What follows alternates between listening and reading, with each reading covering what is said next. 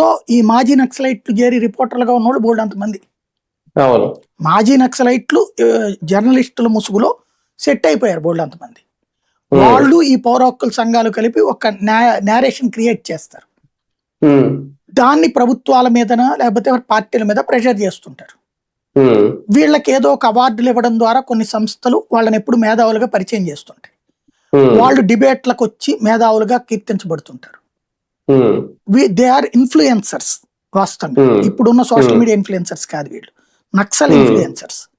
ఉమ్, వీళ్ళ ద్వారా ఆల్రెడీ అక్కడ కాంటాక్ట్ అయింది. మీకు హెడ్మా ఎన్కౌంటర్ ఆంధ్రాలో జరిగింది, తెలంగాణలో చేయలేదు. ఎందుకని అవును. చేయలే? హెడ్మా మనుషులేమో తెలంగాణ పోలీసులకు దొరుకుతారా? ఉమ్, హెడ్మానేమో ఇక్కడ ఎన్కౌంటర్ అవుతాడా?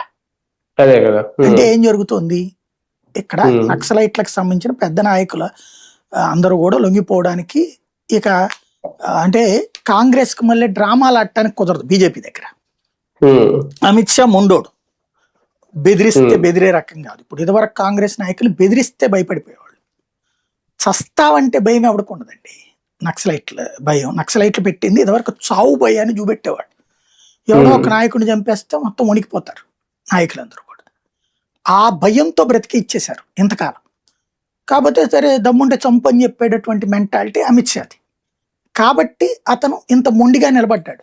లేకపోతే ఇప్పుడు ఫర్ ఎగ్జాంపుల్ నక్సలైట్లు 2 ఎన్కౌంటర్లు జరగగానే పోలీసులు అధికారులకి బెదిరింపులు వచ్చేస్తాయి. మీ కుటుంబం ఉంటుంది, వాళ్ళని వేసేస్తాం వీళ్ళని వేసేస్తాం అని చెప్పేసి.